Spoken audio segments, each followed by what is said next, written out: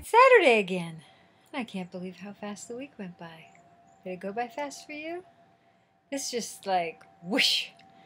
I've been so busy answering your emails and getting ready for this retreat that came up out of the blue. I think you got the announcement for it yesterday. Women at Woodstock. Very excited about that. And it'll be good practice. If you can't make it to that one, then maybe it'll be inspiration for one for all of us in the future. So I'm out in what we call the sleeping porch. I live in a big old Dutch Victorian that's 110 years old, and there's all kinds of cool little closets and cubby holes and everything. And this little porch is about 8 feet by 10 feet, and it's just off the dining room. And we recently put in some new windows, and when we took them out, we discovered that this was an outdoor porch designed probably for the men to come out and have a little smoke after dinner. And since then, whoever owned the house before built it in so it could be used as an indoor room. So we decided to winterize it so we could use it all year. And that's where I am. I'm looking out at the Hudson River and the Palisades in New York. So, today's subject was inspired by all of your questions about menopause and the different ways to deal with it medically. And I personally do not feel qualified in any way, shape, or form to discuss those things. I would advise that you go Google Christiane Northrup, because she's highly educated in this area and has a lot to say, and I trust her. I've seen her on Dr. Oz, I've listened to some of her tapes, and I was just compelled because I liked the way she spoke about it. She definitely trusts the human body. And because I've never had female problems, my mother said that when she went through menopause, she didn't even realize it until a year later, and she suddenly thought, oh my God, I haven't had a period in a year. She didn't even have a hot flash. So I thought, well, maybe I'll be lucky enough to follow suit. And I heard all the horror stories, and I have some dear, dear friends that have truly suffered emotionally and physically. So I do not want to discount those experiences in any way, shape, or form. But I thought, everything we deal with in life, that comes our way. It could be a tornado, it could be the death of a family member, it could be an illness of our own. No matter what's thrown at us, the only thing that we really have control over is our viewpoint towards that thing. So I thought, okay, the curse, menopause, hot flashes, hot sweats, mood swings, fear of losing my femininity, my sexuality, discomfort during sex because of dryness, all those things that, we're starting to talk about, thank God, but we didn't talk about a lot before in our society. They could all be really bad, and getting tense about it and worried about it could make it worse. And I've never been a pill taker. I've always trusted my body chemistry. I never took birth control pills because I thought, if those little pills can have your body think it's pregnant, I'm not interested. I want my body to just take care of itself. I do take aspirin once in a while if I get a headache, and then I know the headache is because I didn't drink enough water, or maybe I had, a glass of wine the night before, or whatever. But in general, I'm not a pill taker or somebody that wants to mess up with my body chemistry. So taking hormones and all of that would have been something I would just never, ever, ever do. But then I should never say never, because I haven't suffered. And if they cleared up my suffering, then I might. Because I certainly don't like headaches. And honey, I'll take that aspirin like that to get rid of a headache. So, But I'm just trying to give you a sense of how I came to my viewpoint. And that is, if these things are going to come my way, the attitude in which I deal with it is what I have a choice over. So I started getting hot flashes. And I thought, oh, I could suffer. I can't wear my winter sweaters. I'm going to be uncomfortable. I'm going to sweat in public and all of that. Or I could have fun with it. It's like all the wash of hormones, the movement of hormones that you have during puberty is much the same of the movement of hormones and the wash and the circulation that you have during menopause. They're on their way in, and then at the end, they're on their way out. And you can have a roller coaster ride with that. Well, how about enjoying the roller coaster?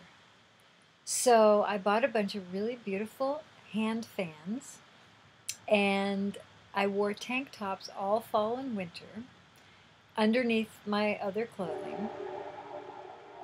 And when I felt that hot flash coming on, I'd let everybody know who was around me, if I knew them or not. And it's like, woo, here I go again. Brought out the fan, and sometimes basically had to strip in public.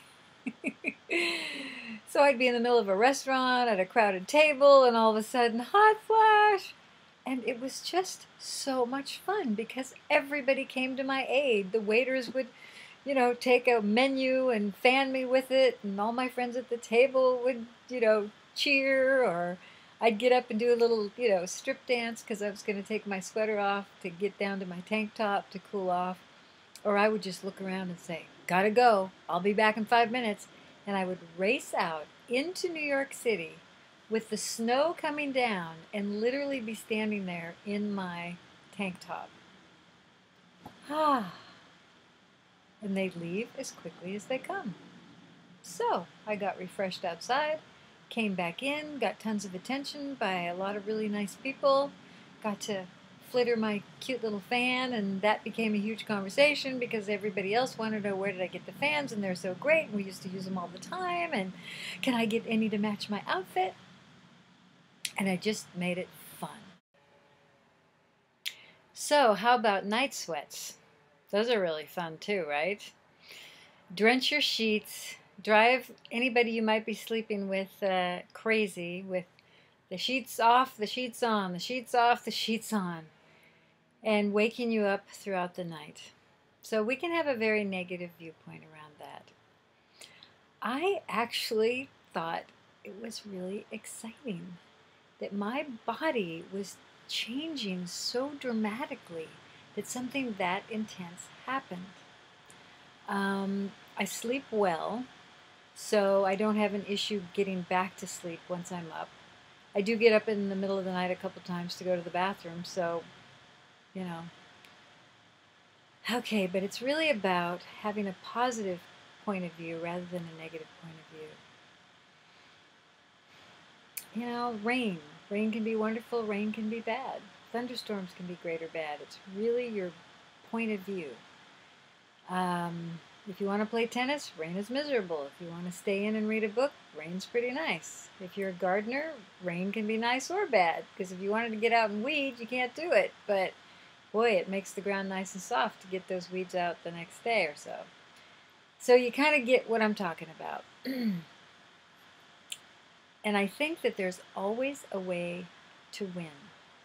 I was told by a very wise man once, in fact, that we only have 3 choices in life with any given situation.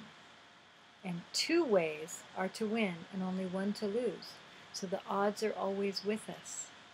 The first way to win is get in agreement with the situation. Getting in agreement with the situation has you win. So let's take rain for an example. You didn't expect it. It's a surprise. It's going to rain all day. You had made your plans. Well, you can fight it and lose and be miserable and be frustrated all day, or you can get in complete agreement with it, which means finding it right, finding it good, finding it positive. When you find things good, you can always get to better. Things will always improve. The second way to win is change something. If it's raining in your area, go drive to an area where it's not raining. Change your plans for the day and do some things that are indoors. So you get the idea. So 2 ways to win: get an agreement or change something. And the other way you can respond is lose, which is lose about it, not be happy about it. So we know from a pretty young age that we're going to go through menopause. We could use that to read about it, to find out more about our grandmothers, our aunts, our mothers, our cousins, our friends. Read books about it. Learn about being a woman and everything that it is. And then celebrate it all. Get in agreement with it. And you might be interested to find out what happens to your body. You know, they've done a lot of studies on getting rid of headaches. And one of the ways that people get rid of their headache is they imagine what color is it, where is it, and what size is it. So and that's a way of getting in agreement with it. You're putting your attention on it. You're not resisting it. You're actually getting ahead of the game. It's like a wave. You know, you can let the wave come over on you, or you can ride the wave like a surfer and go with it. So that's another way of kind of describing getting in agreement with it. And what happens is the body relaxes, then the veins and the blood vessels in your brain relax, and they're less swollen. It's like an anti-inflammatory, getting in agreement with something. What you resist persists. So menopause, there's so many areas about it, and I'm sure you're going to write a lot in response to this. But that's the way I deal with it. Like I said, I've never had major problems. I have friends that do, and they are trying a lot of different things. So I think that's all I have to say about it. All right. I will see you next Saturday. Please write your comments below. I'd love to hear from you.